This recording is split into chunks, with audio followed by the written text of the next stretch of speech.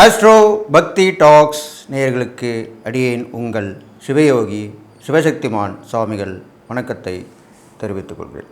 அன்பு நேயர்களே, புரட்டாசி மாத ராசி பலன் தான் இப்போ நான் சொல்ல போகிறேன். 12 ராசிகளுக்கு உண்டான புரட்டாசி மாத ராசி. புரட்டாசி மாதம்னாலே பெருமாள் அவருடைய அனுகிரகத்தை வாரி வழங்கக்கூடிய ஒரு மாதமாக விளங்கப்படுகிறது. ஒரு புரட்டாசி சனிக்கிழமை பெருமாளை வணங்குவாங்க. பெருமாள் கோயில் ரொம்ப விசேஷமாக இருக்கும். இந்த தடவை இந்த புரட்டாசி மாதம் 17/9/2025 முதல் 17/10/2025 வரை நடைபெற இருக்கிறது. அதுவும் புதன்கிழமை ஆரம்பிக்கிறது. அந்த புரட்டாசி மாதம் ஆரம்பிக்கக்கூடிய நாளன்று ஏகாதசி திதி வருகிறது. ஆகக்கூடி புதன்கிழமை பெருமாளுக்குரியது, ஏகாதசி திதி பெருமாளுக்குரியது, புரட்டாசி மாதம் பெருமாளுக்குரியது, அனைத்தும் ஒரு சேர அமைந்திருக்கிறபடியால் இந்த புரட்டாசி மாதம் பெருமாளுடைய பூரண அருளை பக்தர்கள் வாரி வழங்கும். இதனால் வரைக்கும் தடைப்பட்டிருந்த தாமதமாக இருந்த காரியங்கள் யாவும் முழுமை பெறும். எல்லா ராசிக்காரங்களுமே அப்படிதான் பொதுவான பலன் தான் இது. அதன் பிறகு காவல்துறை, இராணுவம், இது சார்ந்த துறைகள் உள்ளவர்களுக்கு நிறைய பிரச்சனைகள், காவல்துறையால் அவர்களுக்கு அவமானப்படக்கூடிய நிலை, அவர்கள் மீது வம்பு வழக்குகள், அவர்கள் மீது குற்றம் குறைகள், இது மாதிரி நடந்து கொண்டு வந்திருந்தது. நிறைய விமர்சனங்கள் வந்து கொண்டிருந்தது. அதெல்லாமே இப்போ விலகிடும். இந்த புரட்டாசி மாதத்திலே அதெல்லாம் விலகிவிடும். மக்களுக்கு சிறந்த முறையிலே அந்த காவல்துறை பணியாற்றக்கூடிய அமைப்பு உருவாகிறது. அதன் பிறகு குருவானவர் கடகத்துக்கு வரப்பெறுகிறார். அவர் அங்கே உச்சம் பெறுகிறார். உச்சம் என்றால் ஃபுல் பவர் எனர்ஜியோடு இருக்கார். அவருக்கு அந்த கடகராசியில் வரும்போது அதுவும் இந்த புரட்டாசி மாதத்தில் தான் நடைபெறுகிறது. அவர் கடகத்தில் வந்தவுடன் எல்லோருக்குமே எல்லாமும் கிடைக்கும். எல்லோருக்கும் எல்லாமும் சொல்கிறாங்க இல்லையா, அது மாதிரி எல்லோருக்கும் எல்லாமும் கிடைக்கும். அரசியல்வாதிகள் எழுச்சி பெறுவார்கள்.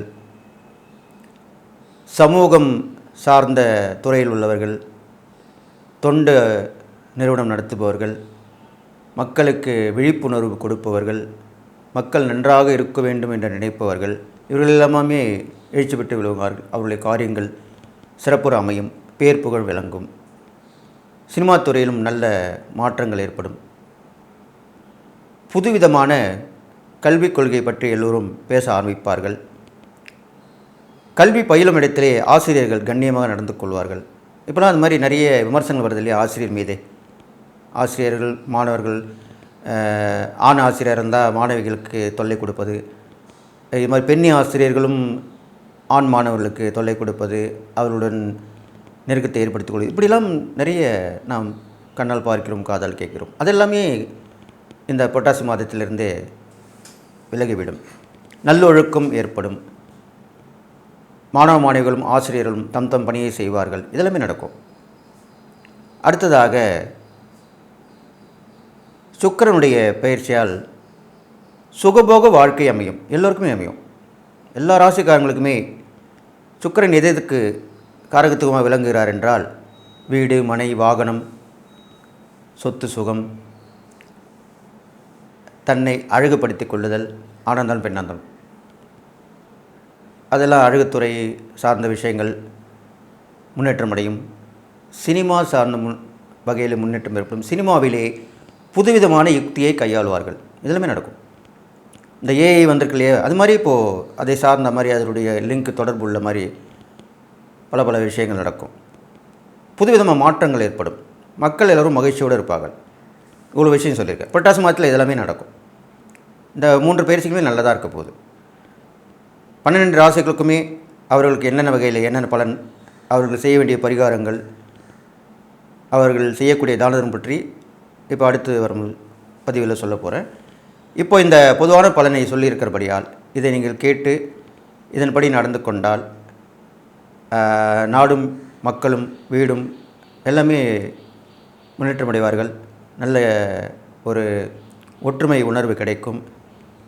ஒருவருக்கொருவர் கருத்து வேறுபாடுகள் இருந்தவர்கள் எல்லாமே இப்பொழுது கருத்தொருமித்து ஒற்றுமையுடன் காணப்படுவார்கள். இதெல்லாமே நல்ல விஷயமாக நடக்க போகுது. காக்கும் கடவுளாகிய அந்த பெருமாளுடைய மாதம் அல்லவா, அந்த பெருமாளுக்கு ஏற்ற எல்லா விஷயங்களும் நடக்கும். அவருடைய குணம் சார்ந்த, அவருடைய இயல்பான, அவருடைய ஆற்றல் பெற்ற, அவருடைய அருள் பெற்று எல்லாமே நல்லபடியாக நடக்கும். அதைத்தான் இப்போ சொல்லி வருகிறேன். அதனால் புரட்டாசி மாதம் நல்லபடியாக இருக்க போகிறது. எல்லோருக்குமே புதுவிதமான மாற்றங்கள் கண்டிப்பாக உண்டு என்று சொல்லி இப்பொழுது அடுத்து வரும் 12 ராசிக்குள்ளான பலன்களை பார்ப்போம்.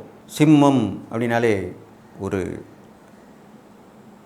பய உணர்வு கொடுக்கக்கூடியது. சிங்கம் கர்ச்சிக்கும் இல்லையா, அது கர்ச்சித்தாலே பார்த்தாலே பயமாக இருக்கும், கர்ச்சித்தா இன்னும் பயமாக இருக்கும். அப்படிப்பட்ட ஒரு தோற்றமும் குணமுடையவர்கள் தான். எப்போ பார்த்தாலுமே வெட்டு ஒன்று துண்டு என்று பேசக்கூடியவங்க, எதிர்த்து நின்று போராடக்கூடியவங்க, அதிகாரம் மிக்கவர்களாக விளங்கக்கூடியவர்கள், தனித்து விடப்பட்டவர்கள் சொல்லலாம். இவங்ககிட்ட யாரும் அவ்வளோ நட்பு பாராட்ட மாட்டாங்க. இவங்க தனியாக தான் இருப்பாங்க. சிங்கம் எப்படி தனியாக தானே இருக்கும், அதே மாதிரி இருக்கும். யாரோடையும் ஒட்ட மாட்டாங்க. ஒரு சிலர் வேணால் அப்படி இருக்கலாம், சில கிரகங்கள் சூழ்நிலையால் மாறக்கூடியவர்களாக இருப்பாங்க. பெரும்பாலும் இப்படி தான் இருப்பாங்க. தனிமையிலே வாழக்கூடியவர்கள், தனித்துவம் மிக்கவர்கள், இப்படி தான் சிம்மராசிக்காரங்களை சொல்லிட்டு வரலாம். அப்படிப்பட்ட இந்த சிம்மராசிக்காரர்களுக்கு இந்த புரட்டாசி மாத கிரகங்களில் பார்க்கும்பொழுது என்னென்ன பலன்கள், என்ன இறை பரிகாரங்கள், தான தர்மங்கள் செய்யலாம் என்று இந்த பதிவில் விளக்கமாக சொல்ல போகிறேன். உங்கள் ராசிக்கு இதனால் வரையும்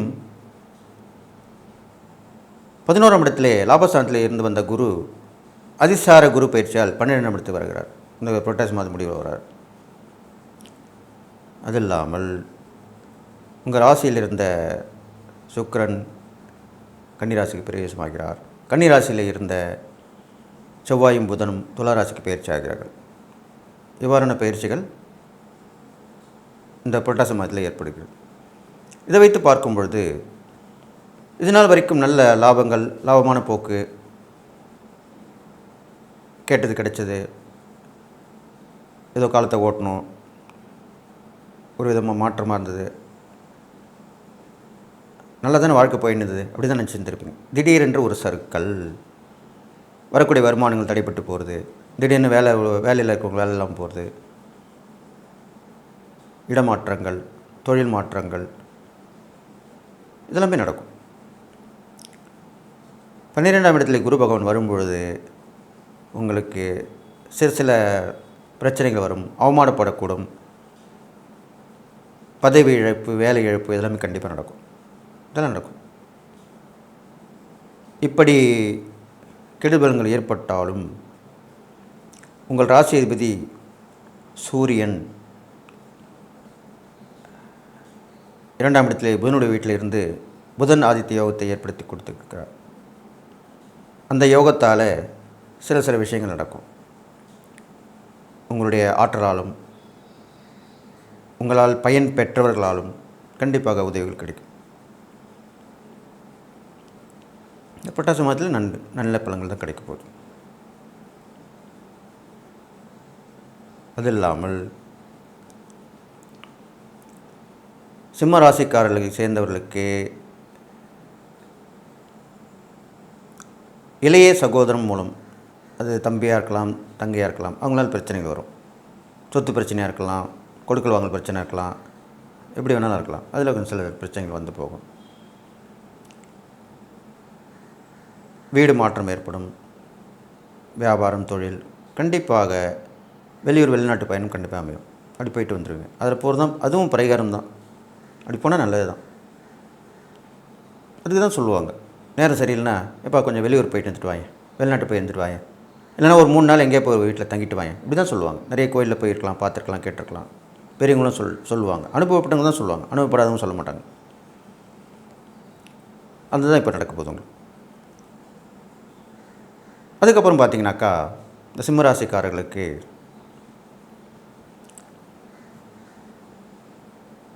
ஒரே குறிக்கோளில் இருந்திருப்பாங்க. இப்போ 2 கட்ட மனசாக இருக்கும், குழப்பங்கள் ஏற்படும், வீண் வாதங்கள் ஏற்படும். அதெல்லாம் தவிர்க்கணும். பேச்சை குறைச்சிக்கணும், செயலில் இறங்கணும். நம்ம வேலை எதுவோ அது மட்டும் பார்க்க போகணும், அவ்வளோதான். அடுத்த விஷயத்தில் தலையிடக்கூடாது. அக்கம்பக்கத்தில் வீட்டில் இருக்கவங்களாம் பிரச்சனை வரும். வெள்ளி வெட்டார் பழக்கங்கள் நட்பு மூலிமா பிரச்சனைகள் வரும். அதெல்லாம் தவிர்த்துடணும். தியான மார்க்கமாக அடிக்கடி கோயில் போயிட்டு வருது, இது மாதிரிலாம் பண்ணலாம். வழிபாடு பண்ணிட்டு வரலாம். தினசரி சூரியனை வழிபாட்டு பெற வேண்டும். சூரியன் வழிபட்ட ஸ்தலங்களுக்கு சென்று வரலாம், சூரியனுடைய பரிகாரம் பெற்ற ஸ்தலங்களுக்கு போய் வரலாம், இதெல்லாம் பண்ணிட்டு வரலாம். அப்போ உங்களுக்கு கொஞ்சம் வளர்ச்சிகள், முன்னேற்றங்கள் ஏற்படுறதுக்கு வாய்ப்பு இருக்குது. நீங்கள் அரசியல்வாதியாக இருந்தால் அல்லது அரசியல் சார்ந்த துறையில் இருக்கவங்களுக்கெல்லாம் கொஞ்சம் பிரச்சனைகள் வந்து போகும். கவனமாக இருக்கணும். நம்ம சொல்லாத சொன்னேன்னு சொல்லுவாங்க, அது மாதிரிலாம் இருக்கணும். அது கவனம் பார்க்கணும். பேச்சில் செயலில் நிதானம் தேவை, அதுதான் அப்படி சொல்லியிருக்கேன். மற்றும் கலைத்துறை உள்ளவர்கள், சமூக துறை சார்ந்தவர்களுக்கு எல்லாமே நல்ல விஷயம் நடக்கும். ஆன்மீகத்தில் உள்ளவங்களுக்கு கண்டிப்பாக நல்லது நடக்கும். அதை சார்ந்த துறை உள்ளவர்களுக்கு நல்ல வருமானம். விழிப்புணர்வு செய்யக்கூடிய துறையை சார்ந்தவங்களுக்கும் நல்ல பலன்கள் கிடைக்கும். அதிகாரத்துறை உள்ள அட்மினிஸ்ட்ரேஷன் சொல்கிறாங்க இல்லையா, அது மாதிரி உள்ளவங்களுக்குலாம் நல்ல பலன் கிடைக்கும். இது மாதிரி வரும். சில வம்பு வழக்குகள் வந்து போகும். அப்போ கொஞ்சம் கவனமாக இருக்கும். பெரும்பாலும் புரட்டாசி மாதத்தில் பெருமாள் வழிபாடு பண்ணுறது ரொம்ப விசேஷம். சனிக்கிழமையிலே பெருமாள் வழிபாடு மிகவும் நன்மையை பயக்கும். பழமையான சிவன் கோயிலுக்கு சென்று நீங்கள் வழிபட்டு வரலாம். அக்னி ஸ்தலமாக விளங்கக்கூடிய திருவண்ணாமலை போய் வரலாம். அங்கே போக முடியாத அருகில் உள்ள அதே பெயர் கொண்ட சிவபெருமானை தரிசித்து வரலாம். எங்கே சென்றாலும் விளக்கேற்று வழிபாடு பண்ணுவது சிம்மராசிகளுக்கு ரொம்ப விசேஷமான பலன் கொடுக்கும்.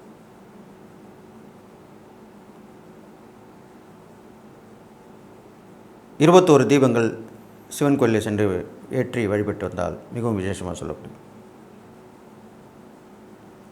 ஒரு திங்கட்கிழமை அல்லது ஞாயிற்றுக்கிழமை பிரதோஷம், சிவராத்திரி என்று சொல்லக்கூடிய சதுர்த்தி திதி, அமாவாசை, பௌர்ணமி, இந்த மாதிரி காலகட்டங்களில் வழிபடலாம். சிவபெருமானை வழிபடுவது ரொம்ப விசேஷம். அடுத்ததாக பெரியோர்கள், முன்னோர்கள், அவங்களுடைய ஆசீர்வாதம் கண்டிப்பாக உங்களுக்கு வேணும். அப்போது முன்னோர்கள் உடைய ஆசீர்வாதத்துக்கான அந்த ஸ்தலங்களுக்கு சென்று வழிபட்டு வரலாம்.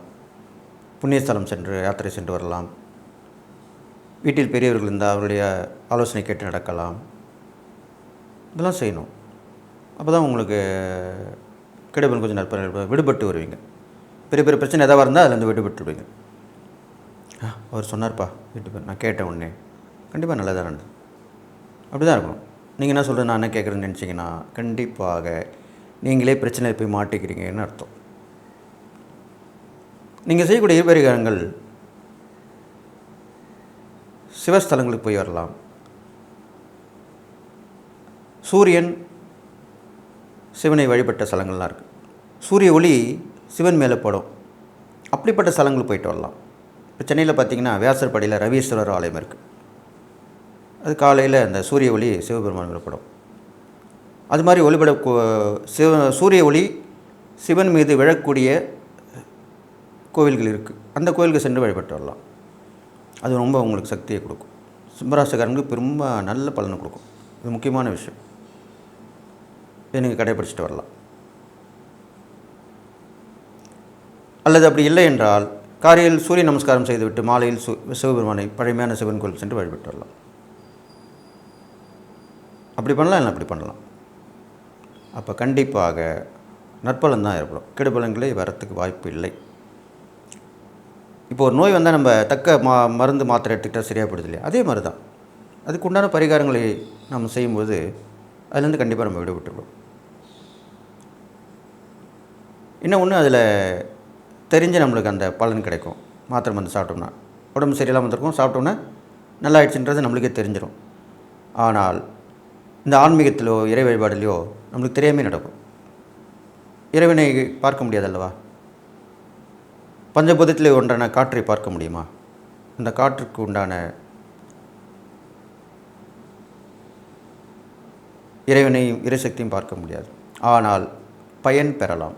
அந்த காற்றை நம்ம சுவாசிக்கிறோம் இல்லையா, பயன் பெறுகிறோம். அதே மாதிரி தான் அந்த கோயிலுக்கு சென்று வழிபடும் போது அந்த இறை சக்தி, கண்ணுக்கு தெரியாத இறை சக்தியாக நம்ம மீது வந்து விழும்.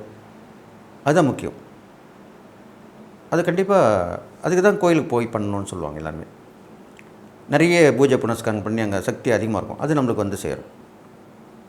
இதெல்லாம் பண்ணிட்டிங்கனாலே உங்களுக்கு இந்த புரட்டாசி மாத பலன் நல்ல பலனாக இருந்து உங்களுக்கு ஒரு முன்னேற்றமான பாதையை வகுத்து கொடுக்குன்னு சொல்லி, கன்னிராசிக்காரர்கள் ரொம்ப விசேஷமானவர்கள். இந்த வகையில் ஒருத்தரை கவரக்கூடிய வகையில் பேச்சால், தன்னுடைய தோற்றத்தால், மதி நுட்பத்தால் டக்குன்னு அட்ராக்ஷன் பண்ணுவாங்க. அவங்களுக்கு அது கைவந்த கலை. அது இல்லாமல் கன்னிராசிக்காரர்கள்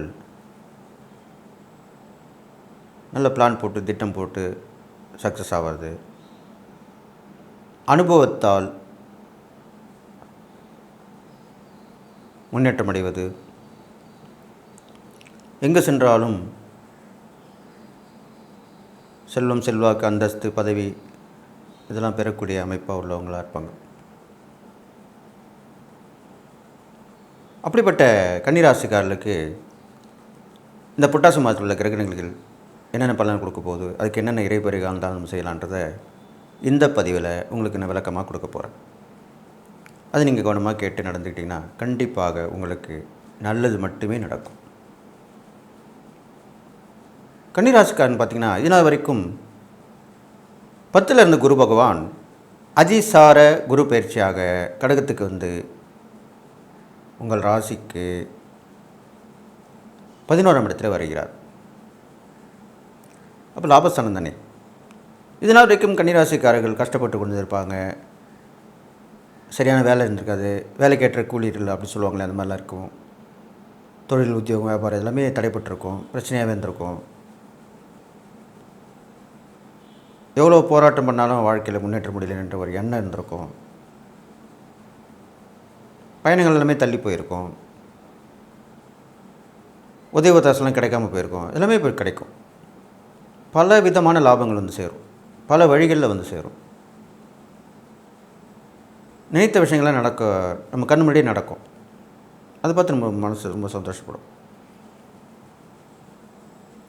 எப்பயுமே ஒருத்தங்களுக்கு நினைத்து நடக்கணும், கேட்டது கிடைக்கணுன்றதை நினைப்பாங்க. அது வந்துட்டாலே எல்லாமே கிடைக்கும். அதுக்குண்டான காலகட்டம் தான் இப்போ உங்களுக்கு இந்த புரட்டாசி மாதத்தில் வந்திருக்கு. அடுத்ததாக சுக்கிர பகவானும் உங்கள் ராசிக்கு வந்து பயிற்சி ஆகிறார். அப்போது நினைத்ததை சாதிக்கக்கூடிய திறமைகள் வெளிப்படும், சாதுரியமான அறிவாற்றல் வெளிப்படும். இதெல்லாமே நடக்கும். மனைவி வழி உறவுகள் மூலமாக மகத்தான பலன்கள் கிடைக்கும். நம்ம எதிர்பார்த்துக்க மாட்டோம். ரொம்ப கஷ்டப்பட்டுருப்பீங்க. மனைவி வழி உறவுனா யார்? மனைவியுடைய அப்பா அம்மா இருக்கலாம், மாமனார் மாமியார், மனைவியுடைய அண்ணன் தம்பியாக இருக்கலாம், மைத்துனர், மாமான்னு சொல்லுவாங்க. இவர்கள் மூலமாக உங்களுக்கு ஏற்ற உதவி கிடைக்கும். இதுதான் முக்கியமான விஷயம். அதனால் நல்ல பலன் கிடைச்சிடும். நல்ல முன்னேற்றம் ஆகிடுவீங்க, லிஃப்ட் ஆகிடுவீங்க. அவங்களெல்லாம் லிஃப்ட் ஆனப்பா, நல்ல முன்னேற்றம் ஆகிட்டேன், டக்குன்னு எனக்கு உதவி பண்ணாங்க அப்படி தான் சொல்ல போகிறீங்க. எல்லாமே நடக்க போகுது. இப்போ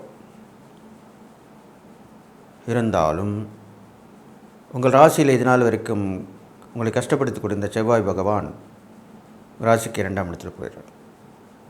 கூடவே புதனும் சென்று விடுகிறார். அப்பொழுது உங்கள் ராசியாதிபதி புதன் இல்லையா, அதனால் வந்து பெரிய பாதிப்பு வரத்துக்கு வாய்ப்பில்லை. எது எப்படி இருந்தாலும் சில உடல் தொந்தரவுகள் வந்து போயிருக்கும் உங்களுக்கு கன்னிராசிக்காரங்க. அடுத்ததாக